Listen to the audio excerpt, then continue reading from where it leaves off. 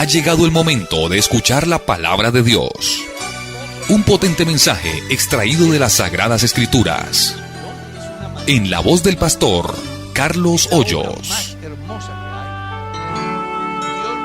Nos llega esta pregunta y dice así: hermano Carlos, Dios lo bendiga grandemente. A usted y la mesa de trabajo. Una pregunta: ¿el juicio es solamente para condenación o habrá gente salva allí? Y si hay salvación, ¿para quiénes será? Gracias por su respuesta. En Romanos capítulo 2 habla de 3 grupos. Unos que conocen la ley, otros que no conocen la ley y otros que fueron ley para sí mismos. Entonces, los que sin ley pecaron, sin ley también perecerán. Los que bajo la ley pecaron, por la ley serán juzgados. Y los que fueron ley para sí mismos, por esa ley que los llevó a hacer lo que es correcto, por esa ley serán juzgados. Ahora, que si habrá gente salva, claro. Cuando uno mira los santos del Antiguo Testamento, ellos no fueron salvos bajo la dispensación de la gracia.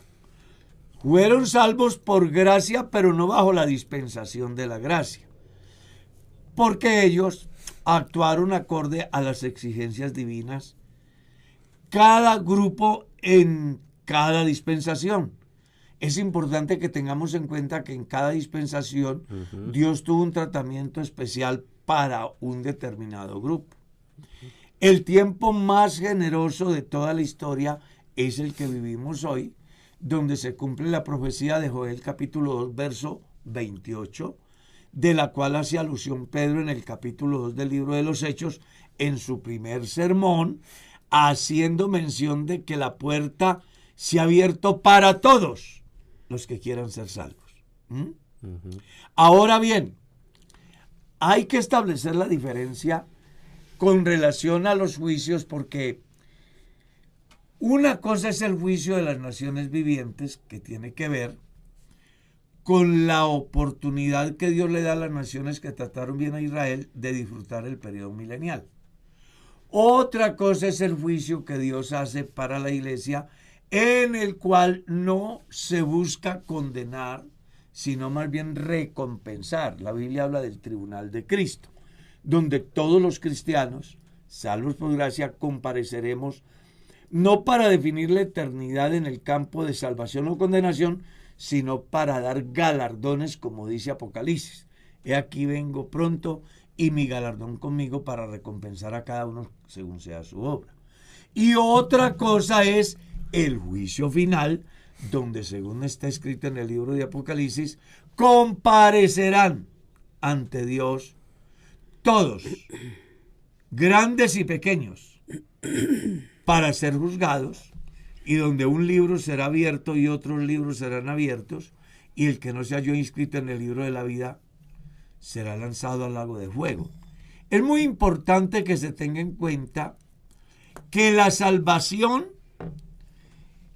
tiene que ir hasta la segunda resurrección, donde los israelitas que les toca pasar ese periodo de la gran tribulación participarán, pero que cuando se llega al juicio final, ya la posibilidad de salvación en relación a lo que es inmaterial del hombre no será posible, porque durante el último tiempo de la humanidad, pues se va a organizar todos los habitantes del mundo como un gran ejército contra Dios, y entonces el fuego descenderá del cielo y los consumirá.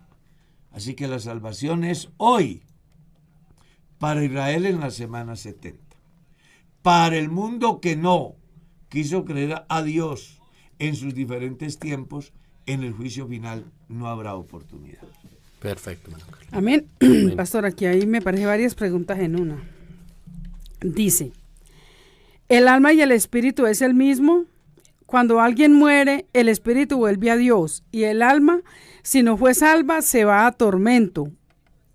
¿Y el que fue salvo, a dónde va?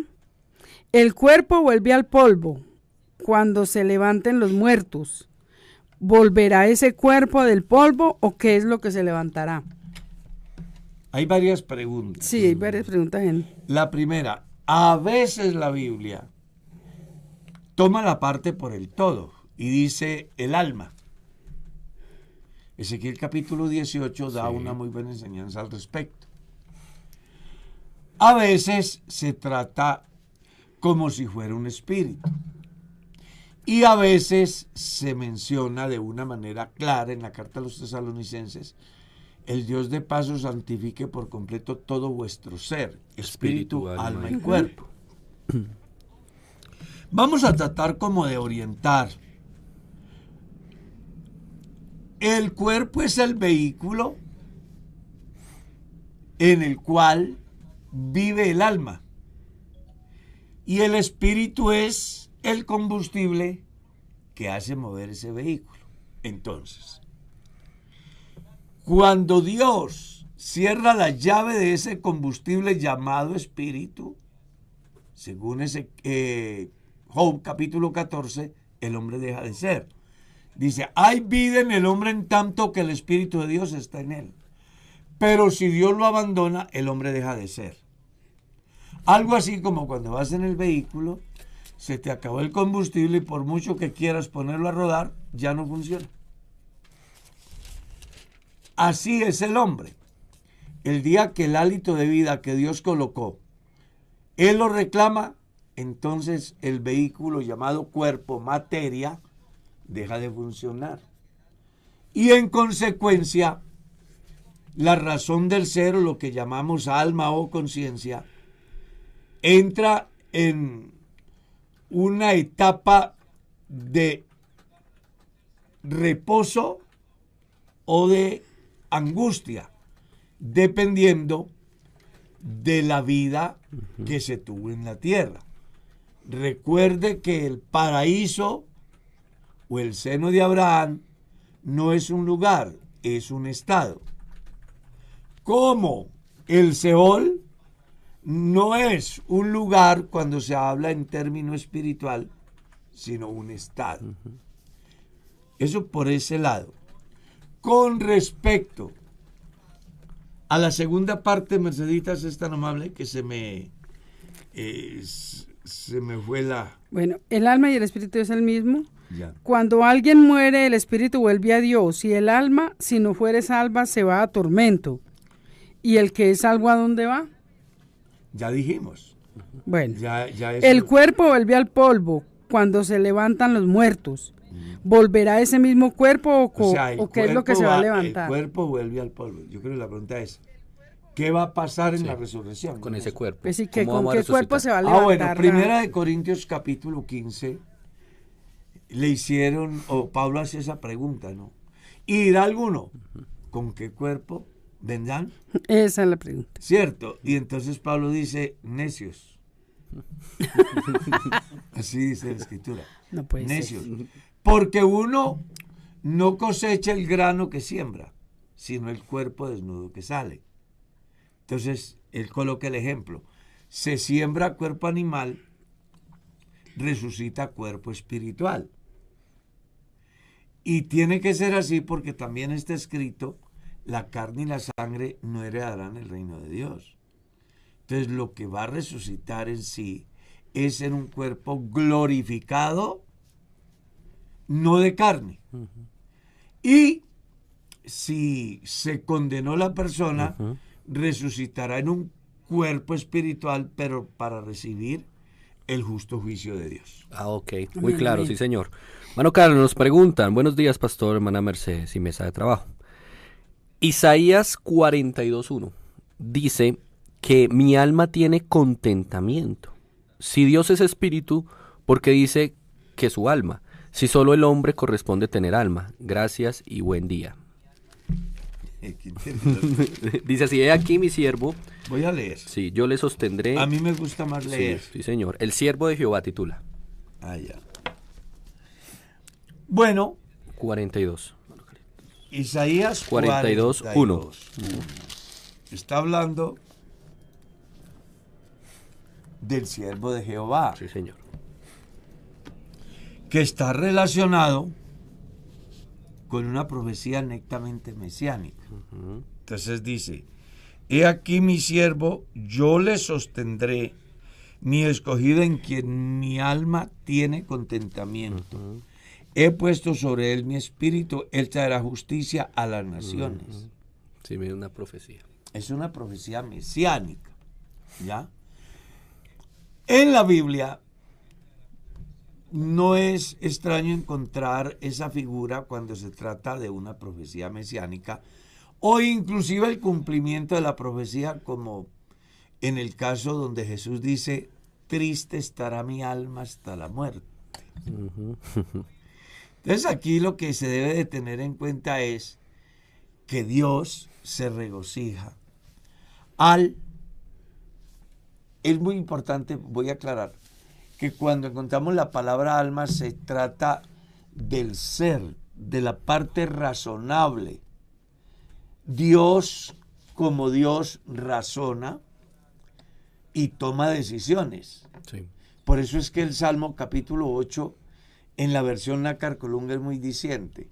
Dice que Dios ha hecho al hombre un poco menor que Dios, haciendo alusión a la capacidad de razonar y de tomar decisiones. Dios toma una decisión con relación a la salvación del hombre. Y eso es lo que hace que él diga que su alma se regocija. Porque en su visión de futuro ya ve la obra hecha en la persona de Jesús a favor de los pecadores. No así Jesús, porque cuando Jesús lo ve, dice simple y llanamente, ante la indiferencia del hombre y todo lo que representaba su situación en el escenario humano, dice, triste estará mi alma hasta la muerte.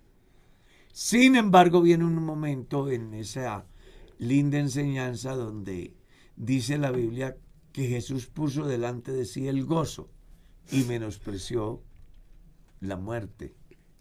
O sea, en la forma de consciente de lo que representa su obra, a pesar de que es cruenta su muerte, ve más allá de la muerte algo más valioso, que es la salvación de los perdidos. Por eso es tan importante San Juan 3:16, ¿no? De tal manera amó Dios al mundo. Amén. Que hay una pregunta, vea. La esposa del pastor bíblicamente puede desempeñar ¿qué? ¿Qué oficios? Predicar, aconsejar, administrar, orar por enfermos. Por favor, me explica, ya que usted tiene mucha experiencia. Quiero saber. Y si no fuera así, ¿qué pasa? Puede hacer todo lo que usted dice ahí en la pregunta. ¿Cómo puede darse que no lo haga? Y no pasa Y nada. en nada va a afectar ni la salvación ni el ministerio del pastor, porque es la esposa del pastor. Una dama se casa con un médico y eso no quiere decir que ella es médico. Exacto. Una dama se casa con un ingeniero y eso no quiere decir que ella es ingeniero. Una mujer se casa con un hombre que tiene ministerio y eso no le representa a ella ser pastor. No es pastora, ya no es pastora. No. Dentro de la administración de la iglesia, la esposa del pastor puede ayudar mucho. Y puede tener ciertos campos en la administración, como es la consejería a las mujeres más jóvenes, según dice Pablo, a Timoteo, ¿no? Puede ejercer ministerios en el campo del servicio, dependiendo de la delegación de la autoridad superior, que en ese caso es el pastor. Pero puede darse que hay una mujer fiel a Dios que cumple solo su rol como esposa y como madre y como cristiana, que no tiene liderazgos, porque los liderazgos, está comprobado que solo el 4% de la población mundial tiene perfil para liderazgo, pero que solo el 1% lo logra desarrollar. ¿Sabía eso, Pastor Diego? Imagine usted. 9.000 millones de personas. Ahí tiene. Ya hice la cuenta. Ahí tiene. Eso entonces, como para que usted entienda que no todos los hombres son líderes. No, es que eso es... Bueno, en ese orden de ideas, entonces, puede ser que una esposa de pastor tiene un liderazgo, que las conocemos, que hacen, enseñan, dan conferencias, orientan, predican, son más éticas, más leales que muchos hombres, incluyendo pastores. Pero también hay otras que carecen de esas virtudes y simplemente se desempeñan como la esposa del pastor. El solo hecho de que una mujer cumpla su rol como esposa de pastor, ese solo hecho, y como madre y cristiana, es el equivalente al 60, 70, 80% del ministerio de un pastor. Porque un pastor puede ser muy líder, pero si la esposa anda por otros caminos o dice definitivamente esto no es para mí, hágalo usted, yo me voy, pues por bueno que sea el líder no puede ejercer el ministerio. Entonces, nada pasa si la esposa no es una mujer líder, con tal de que sea... Y tampoco la pueden cuestionar en la Y iglesia. tampoco la pueden cuestionar en la iglesia. Mire, hermana Mercedes, que hace muchos años, cuando yo tuve la oportunidad de ser directivo, se me encomendó la responsabilidad de posesionar a un pastor en un lugar llamado Paz del Río, en Boyacá. El joven era un psicólogo especializado en determinada área de la psicología y estaba casado con una mujer muy jovencita y se podía observar que era muy delicadita. En ese lugar, recuerdo como si fuera hoy, que alguien le ha dicho a la hermana delante de todos nosotros, pues siquiera vino una mujer joven para que trabaje en cafetería. Ay, qué pecado, pobrecita. La Claro. La sacaron corriendo. Y ella se veía que era una mujer delicada, una niña muy ubicadita, pero pues uno ve que no era de esas mujeres que decimos nosotros de hacha y machete. ¿Ella es así? Ella era así, criada en una familia con una condición de vida muy diferente. Y nos tocó salir en defensa de ella y decirle a la iglesia, la hermana esposa del pastor no es la cocinera de la iglesia. Ella es la esposa del pastor. Y como tal debe de ser mirada. Así que aquí no vengan a exigirle a ella cosas para las cuales ella no se casó.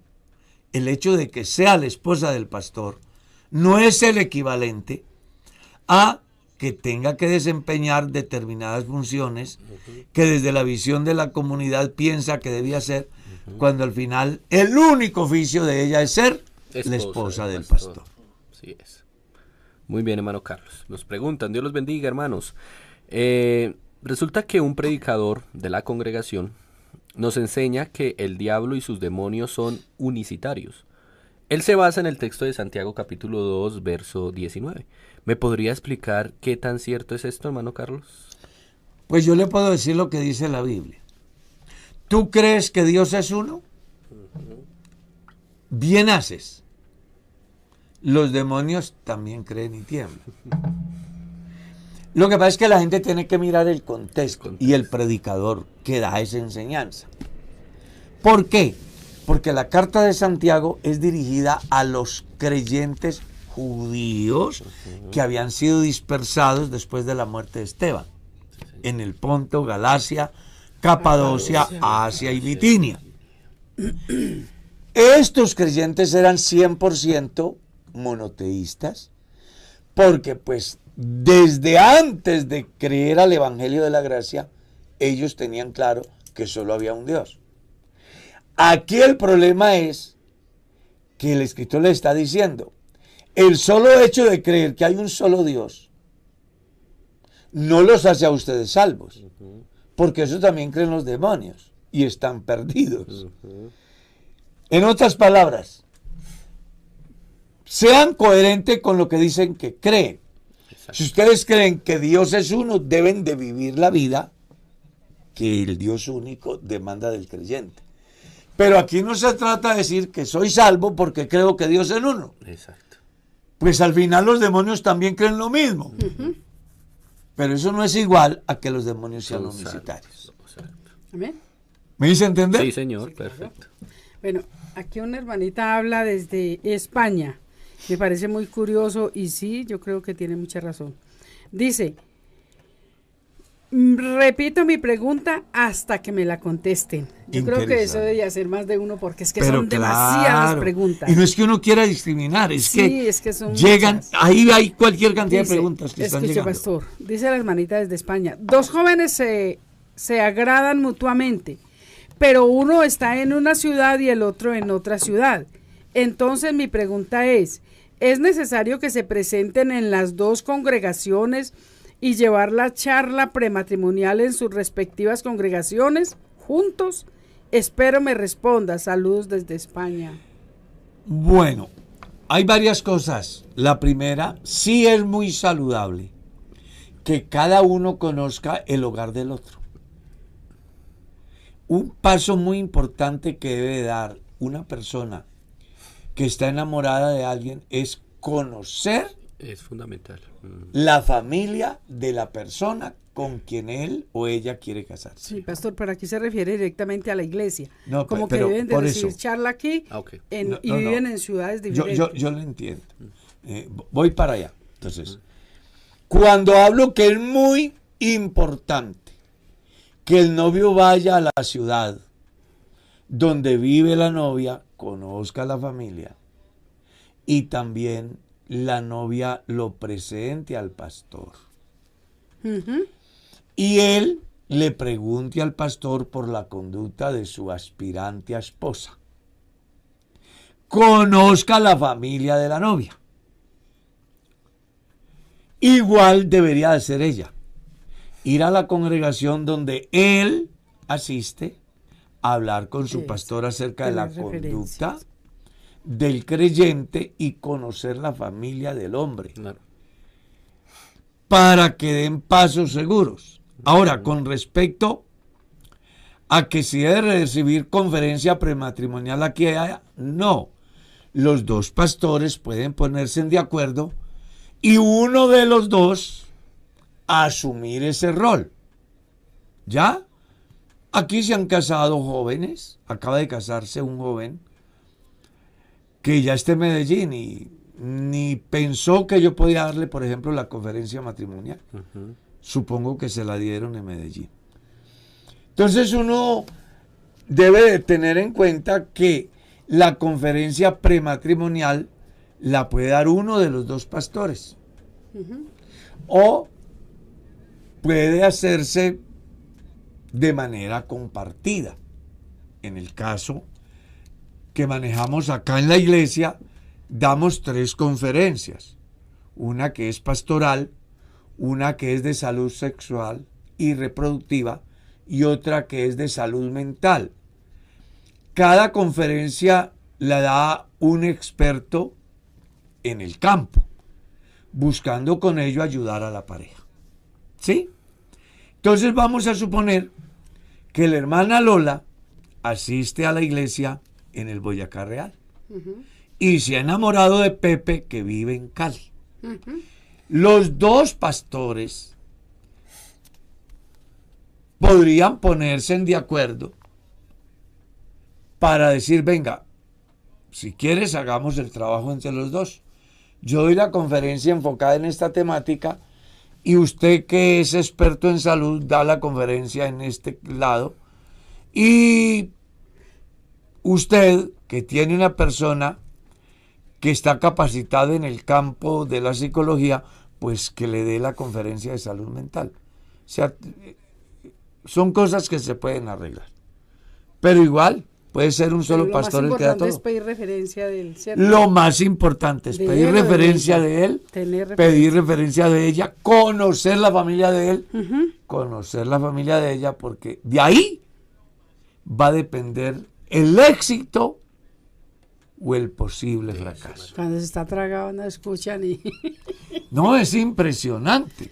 Y Esa puede estar a formación. kilómetros. En mi oficina, Yo atiendo casi siempre gente que dice, Casi yo todos los creo, días. pastor, que no fue la voluntad de Dios que yo me casara con este hombre o con esta mujer.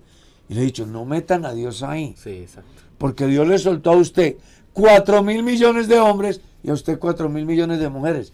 Y le digo, ahí está para que escoja lo que a usted le gusta. Después no venga a quejarse. Y aparte nos da las herramientas, la posibilidad de pedir un consejo al pastor, nos da muchas opciones que muchos no usan y después le están echando la Y culpa que el al común de la padre. sociedad no tiene la oportunidad que tienen los cristianos. Exacto. Porque una cosa es que citen a un curso prematrimonial, otra cosa es que la persona interesada diga, venga, yo quiero participar, quiero que me enseñen. Donde se le da oportunidad a las personas no solo de escuchar, sino de preguntar y resolver interrogantes. Y dependiendo del interrogante, pues se busca la asesoría. Yo he tenido casos donde alguien tiene su dificultad y entonces, como yo no soy la persona experta en ese campo, lo direcciono a la persona experta que lo puede ayudar. Porque si algo de tener claro los cristianos es que a la iglesia lo menos que le interesa es que las personas fracasen en su matrimonio.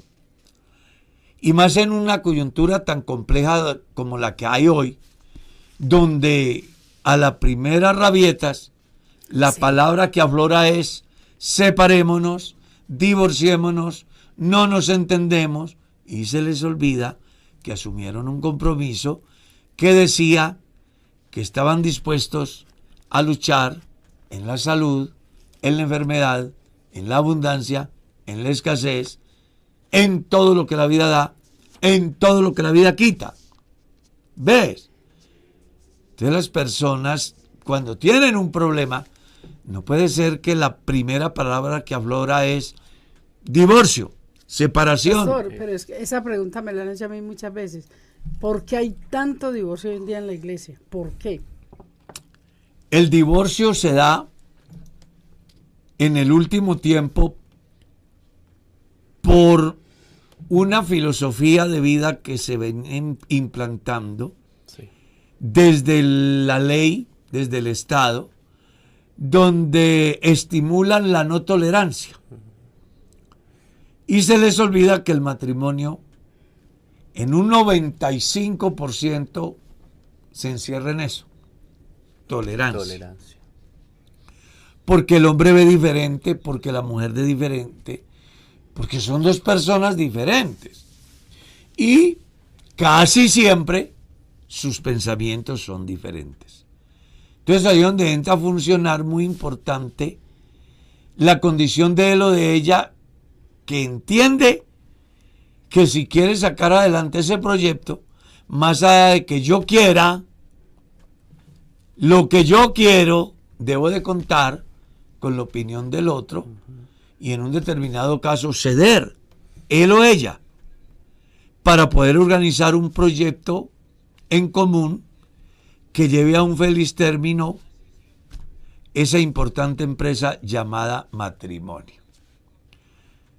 No en vano dice la Biblia, soportando los unos a los otros.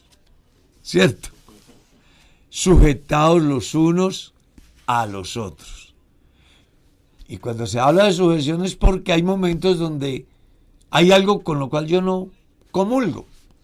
Sin embargo, en aras de salvaguardar la unidad, yo resigno. Entre comillas, pierdo. Pero al final gano. Porque consolido mi relación y al final del túnel me doy cuenta que valió la pena. La gente se divorcia porque las mujeres no quieren tolerar y los hombres, que por tradición siempre fueron los que lideraron el proyecto de familia, no quieren ceder. Y estamos en una etapa de la historia donde no es lo que él diga, no es lo que ellas digan, es lo que entre los dos nos pongamos de acuerdo, siempre buscando un bien común. Tremendo. Oiga, cuidado, Sí. Dieguito, ¿cómo así? No, es que es muy cierto. La crisis en los matrimonios es muy Pero fuerte. está Y terrible. cada vez al pastor le toca tratar más y más y más esos temas. Yo siempre le digo a la gente, ustedes creen que se casaron para vivir siempre en la luna, pues pongan los pies en la tierra. Pero tampoco, pastor, porque nosotros tenemos 47 años, ya vamos a cumplir de casados. Nosotros vivimos chévere, rico. Oye, vivía muy bueno, yo no sé. Claro. Así debe ser. Así debe ser.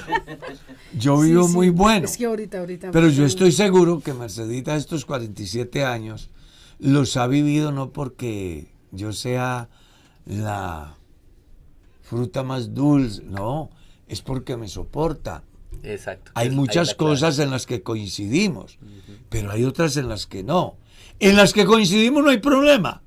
El problema es en las que no coincidimos. Y ahí es donde a ella le toca soportar. Y a mí también me toca soportar.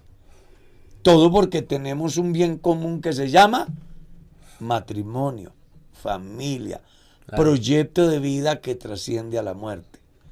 Pues vamos en pos de la eternidad. Y que hay un pacto que se hizo en esa ceremonia matrimonial de la cual Dios se acuerda perfectamente y tiene en cuenta esas Claro. palabras que usted le dijo a ella o ella a él, y uno no se puede olvidar de eso. Claro. En las buenas, en las malas, en todo. El libro de Malaquías es muy diciente con Exacto. respecto a eso, Sí, señor. donde dice que las personas a causa de la no tolerancia Ajá. se vuelven desleales con la mujer Sí, de su pacto. señor. Y ahí dice, La Dios se mujer acuerda de su pacto. Sí, señor. Y Dios se acuerda de las Hay un palabras. pacto dice. que se hizo el día que Ajá. uno se casa y ese debe de cumplirlo y uno no debe de ser inferior. Exacto. Por compleja que sea la situación, debe de luchar. Los problemas no deben ser causas de separación. Pero también pienso yo que las personas que se divorcian, pues como con justa causa, que el tribunal eclesiástico les da ese aval, pues tampoco pues, deben de hacer lo que su conciencia esté tranquila. Porque, por ejemplo, conozco un hermano que se divorció y se casó y después de casado, no, es que yo no sé, la verdad no sé si estoy haciendo bien o mal. Por eso los que aspiran a un divorcio, dependiendo de la situación, la iglesia siempre les dice, acudan al tribunal eclesiástico. ¿Por qué? Porque a veces el orgullo de ellos, de él, no les dejan ver los errores. Y somos orgullosos. Entonces, cuando hay un árbitro, se sienta y le hace ver a él y a ella, y yo conozco más de un caso donde el problema en el momento que llega no tiene solución. Pero después de un buen proceso de consejería, de persuasión, de mediación, se llega a la conclusión que el problema no es tan como ellos lo estaban viendo. Y entonces dicen, venga, no vale la pena echar a perder tanto por tan poco. Y termina pues solucionándose. Yo tuve casos en el tribunal eclesiástico donde ya el tribunal ha emitido el concepto favorable a una de las partes. Y en el momento que se les va a enviar, llega un oficio diciendo, hermanos del tribunal eclesiástico, por favor, archiven la solicitud, el proceso, porque nos hemos puesto de acuerdo y nos vamos a dar otra oportunidad Sí. después de la consejería que recibieron de parte de la red de familia. Deje de pensar usted, estimada pareja, que pueden arreglar las cosas solos. No, cuando se presentan dificultades se requiere un mediador. Inclusive entre Abraham y Sara tuvo que intervenir Dios, porque el problema estaba serio. ¿Te quedas con ella o conmigo? O mire a ver. Y Dios dice, venga, yo soy el árbitro. Y le soluciona el problema. José quiere irse, porque hay un problema serio. Su mujer ha resultado embarazada. Y cuando él piensa eso, su orgullo de hombre dice, yo no voy a cargar el muerto, que ese que lo cargue el que lo mató. Aparece el árbitro, que es el ángel, para decirle, venga José, las cosas no son así. Entonces, las parejas requieren árbitros, que en este caso la iglesia tiene unos árbitros que se llama la red de familias, a través de las cuales se busca ayudar a la pareja siempre pensando en la consolidación de la relación. En este momento hay una pareja que se quieren casar y el pastor dice que no le puede hacer ceremonia porque son divorciados, porque él es divorciado. Entonces que hagan la ceremonia en un lugar muy reservado, con muy poquitas personas, que para que los hermanos para que no hayan comentario entre los hermanos. Entonces la hermana pregunta que eso está bien o qué. Está muy mal que el pastor piense ¿Cierto? hacer una ceremonia en privado. Exacto, que con muy poquitas personas. Porque si el divorciado no tiene el aval que dé el tribunal eclesiástico. Debe tenerlo. Y, claro, él Sí, tiene claro, que tener el tiene que aval. tenerlo. Tiene que tener el aval. Pero, para poderle hacer la ceremonia, exactamente. ¿cierto? Porque si el pastor le hace la ceremonia a un divorciado que no tiene el aval, Gravísimo. y llegan fotos, videos a los superiores, ese pastor es sujeto de llamado de atención, de disciplina e inclusive de destitución. Uy, Así de grave. Conozco un caso de uno que casó una pareja divorciada sin tener el aval del tribunal eclesiástico y le han quitado la investidura como pastor.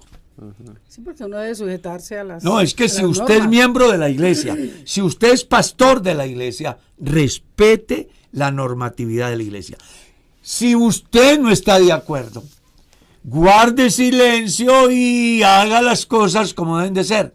Sí, Si ve que puede más los conceptos que usted tiene, que la lealtad que debe tener a la iglesia, entonces hágase a un lado y diga, venga, sí, muy rico, muy bueno, soy feliz predicando, pero no me gusta lo que la iglesia hace. Y pues gracias, me voy para otra tienda donde el pan sea mejor. Ya si tiene el aval del Tribunal Eclesiástico a favor. Ahí sí. Ahí sí, y creo que no hay necesidad ni tampoco que sea lo más secreto y oculto. Sí. No, lo puede hacer sí, en porque cualquier los hermanos, parte. que hay muchos hermanos en la congregación que no están de acuerdo con el divorcio. No, A mí me parece que el uno pastor debe como ser libre. pastor, siempre y cuando haga las cosas dentro del reglamento interno de la Iglesia Pentecostal Unida de Colombia, no tiene nada que temer. Claro. ¿Está claro? No tiene nada que temer. Está haciendo las cosas Sí. ajustadas a la norma. No tiene problema. El problema es cuando las hace fuera de esa norma. Entonces, ahí sí debe de pensarlo muy bien el pastor, porque puede ser sujeto de llamado, sujeto de que le lleven a la hoja de vida ese antecedente, a que le pongan en disciplina, o inclusive, si es renuente su comportamiento, si es persistente, ese comportamiento puede llegar a ser causa de destitución. Amén, hermano Carlos. Bueno, acá hay una pregunta de un hermano, está pasando por un dilema en su vida. Vamos a escucharla. Dice así: hace aproximadamente un año sentí de parte del Señor el llamado al ministerio. En ese momento yo trabajaba de día y de noche, y la verdad yo pensaba que era algo mío realmente en ese momento y no le presté mucha atención. Y seguí mi vida normalmente, aclaro, sin apartarme de los caminos del Señor. Hace más o menos 6 meses estoy trabajando haciendo el aseo en la congregación. El trabajo aquí es más suave, a comparación con el que tenía antes, entonces me queda un poco más de tiempo para orar, escuchar prédicas, meditar en el Señor, acercarme más a Él. Una de las oraciones que le decía a Dios, le pedí al Señor un tipo de ayuda, ya que había estado intentando entrar a estudiar y no me resultaba nada. Pidiéndole al Señor le dije que me ayudara a entender qué quería Él para mí, para mi vida. De nuevo entonces empecé a sentir la llama del ministerio, del llamado del Señor, y de ahí en adelante lo he sentido más y más.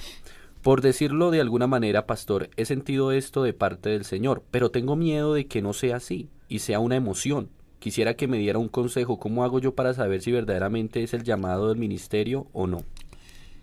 Bueno, lo primero que yo le diría al hermano es que la persona más indicada para orientarlo en ese campo es su pastor. Usted debe de establecer un puente en la comunicación o de comunicación con su pastor y hacerle saber lo que usted está sintiendo. Eso está de alguna manera sustentado en la Biblia. Cuando Dios va a llamar a Samuel, hay un puente que es Elí. Y cuando se repite ese deseo, al final Elí descubre que es Dios quien le está hablando al muchacho. Y al final Elí le da un consejo: ve, y si te vuelve a llamar, dile, habla, Señor, que tu siervo escucha. Entonces, el puente a través del cual Dios va a confirmar tu llamado es el pastor. Ve y habla con tu pastor, exponle lo que sientes sin ningún prejuicio. Yo quiero creer que el pastor al que usted o a la congregación donde usted asiste es un hombre de Dios, como creo que son todos los pastores. Él te escuchará y te dará una orientación acorde a lo que Dios tiene previsto. ¿Está claro? ¿Cómo hago yo para establecer la diferencia entre la emoción y el verdadero llamamiento? El verdadero llamamiento yo lo conozco por la visión, la compasión y la acción. ¿Cómo sé que es una emoción? Cuando no tengo visión por los perdidos, cuando no siento dolor por ellos y cuando no hago nada por ellos.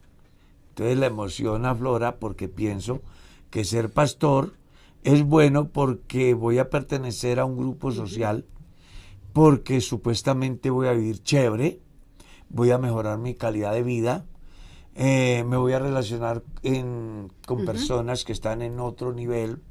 Estoy hablando de una manera muy humana. Sí, sí. ¿Está claro? Entonces, cuando las personas tienen una visión totalmente diferente a lo que Jesús enseña, eso puede ser una emoción. La emoción del estar, la emoción del tener, la emoción de la posición. Entiendo yo el llamamiento que es de Dios cuando veo al mundo perdido, siento dolor por ellos y entro en acción. No espero a que me nombren en el comité para ir a predicar el evangelio. No espero que me digan vaya, sino que en cada esquina, en cada casa, en cada prisión, en cada hospital, en cada mercado, haya alguien a quien compartirle el mensaje de Dios. No pensando que por compartirlo soy sujeto de beneficios económicos. Y hago alusión a esto porque yo creo que Marceta recordará, algún día alguien no pudo ser pastor en la iglesia por situaciones de hogar y él decía, el llamado está ahí, siento. Y le dije, venga, es que Dios no le está diciendo a usted que no predique. Yo le dejo todo este sector y apenas termine, le entrego todo el centro y norte de Bogotá para que prediques. ¿Quién dijo que la salvación de un alma que se da por la predicación del pastor vale más que la salvación de un alma que se da por la predicación del creyente?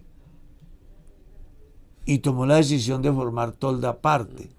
Entonces, esta persona no tenía visión por los perdidos, sino por su beneficio personal. Quería un estatus. Quería vivir de una comunidad. Y la gente tiene que aprender a establecer la diferencia. ¿Quiero yo servir a Dios de verdad de manera incondicional? ¿O quiero servir porque quiero vivir del pueblo?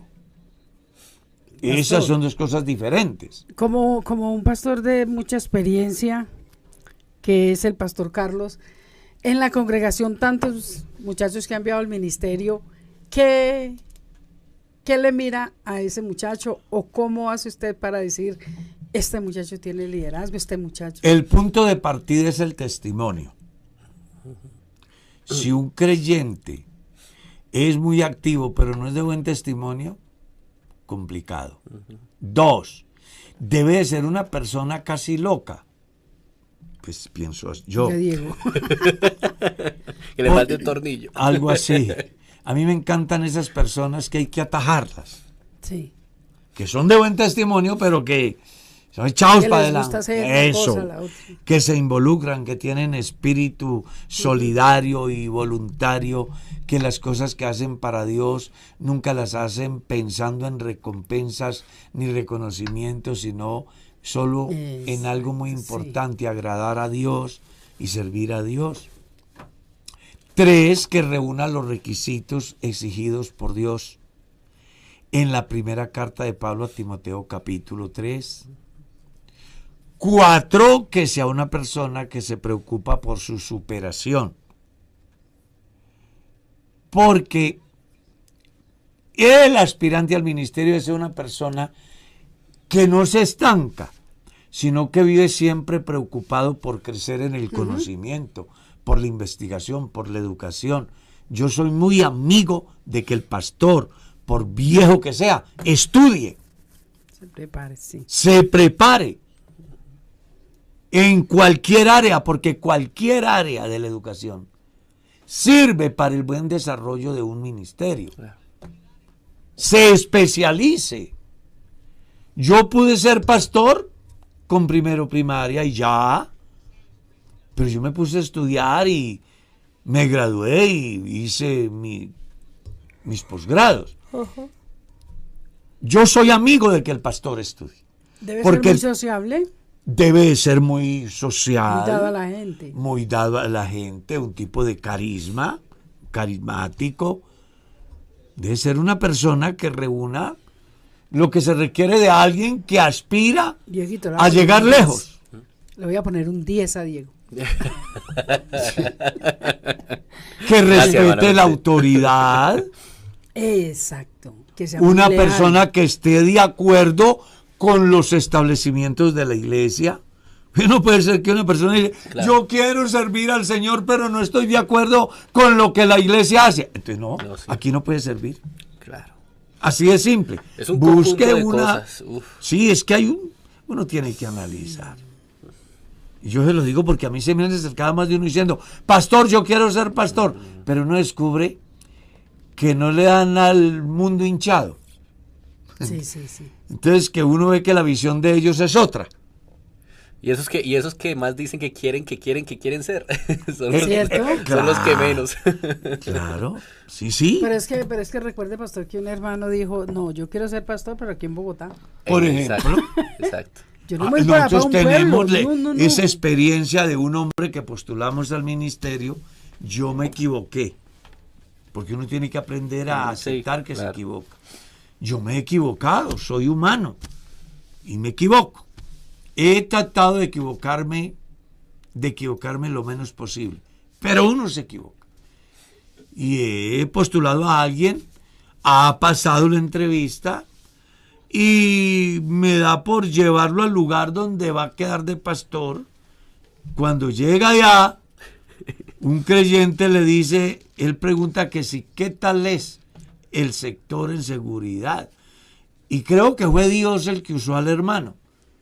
Porque el hermano le ha dicho, pues mijo, aquí esto es muy peligroso, aquí lo matan a uno porque sí o porque no, le llegan a la casa a cualquier hora de la noche y le sembró pues todo el pánico habido y por haber, y el hombre ha venido diciendo, no hermano, yo no. Sí, Se enfermó. Ahí. Se enfermó el hermano y a pesar de que tenía ya el visto bueno del pastor y de la iglesia para enviarlo, la dificultad hizo que su liderazgo se viera frustrado. Cosa que no pasa con el hombre que es llamado por Dios. Entre más cuesta arriba se ponga el camino, Sí. con más ganas le hace, porque sabe que así es como se llega a donde se quiere llegar. Dios le fortalece su carácter en el llamamiento en su vida ministerial. Pastor, por ejemplo, un muchacho que salió al ministerio y estuvo cierto tiempo, pero al tiempo le tocó regresarse porque la esposa le dijo, yo no voy más. Yo para ser esposa de pastor no. Pero yo pienso que es cierto que no es de cuestionar la hermana. No, ahí es que cuestionarlo a él.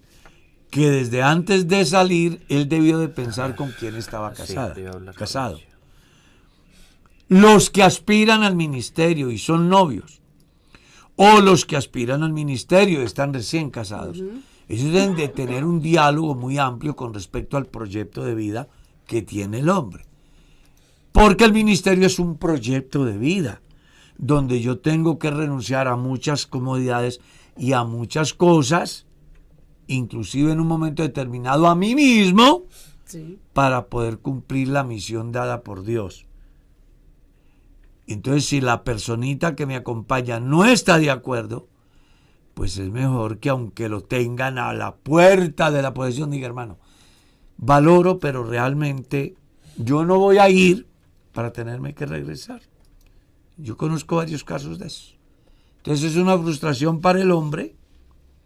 Y tampoco es de señalarla a ella. Y a ella no porque se... todas las personas. Exactamente. Y sobre todo hoy. Sí. Porque cuando nosotros salimos al ministerio, la esposa hacía lo que el pastor decía, ¿no? Ahora Hoy no. hay que hacer es lo que la mujer diga.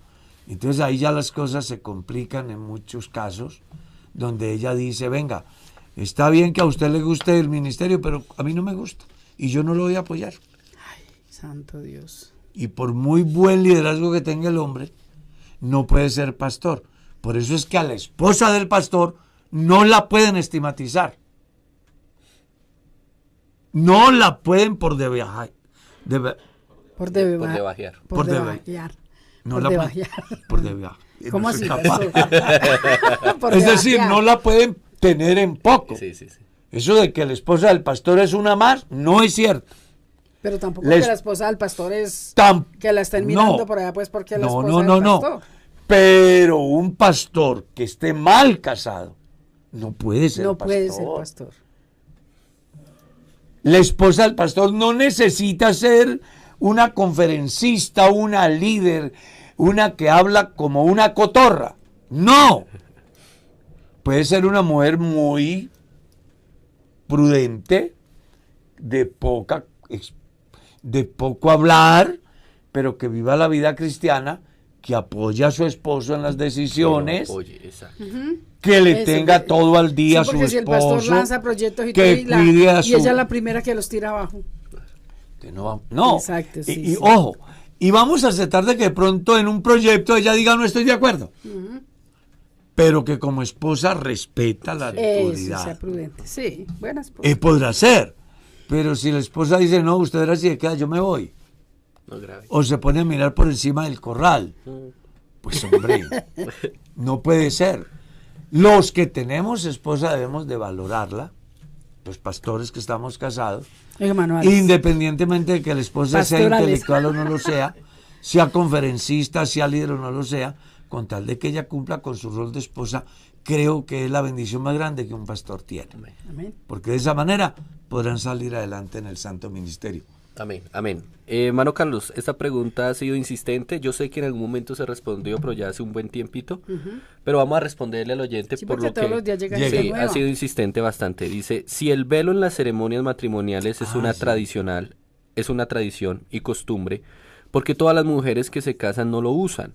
¿Es algo opcional emplearlo o hay algún significado más allá en su utilización o no? El velo es una tradición católica. En la iglesia estuvo funcionando por mucho tiempo, porque desde la visión que se tiene del velo, pues se creía, y yo creo, presente, que representa de alguna manera la pureza de esa mujer, diciendo a través de ello que es una mujer virgen.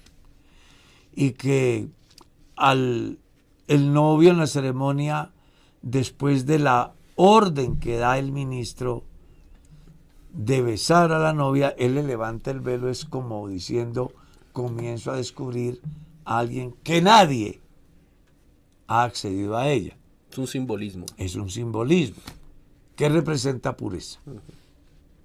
Así se ve, pero hoy día las novias, pues, aunque lleven velo, ya es en otra condición y son conceptos. La ceremonia no es más importante porque la novia lleve el velo cubriendo su rostro, o menos importante porque lo lleve a la espalda. Yo diría que son accesorios que embellecen la ceremonia, que para muchos tuvo y aún tiene cierto sentido, pero que para quienes no lo tiene, pues tampoco ni les afecta su salvación ni su compromiso. Creo que es muy opcional, que no influye ni en la buena relación futura ni en la salvación del individuo. Amén. El tiempo se fue. fue. El tiempo, pastor, se fue el tiempo.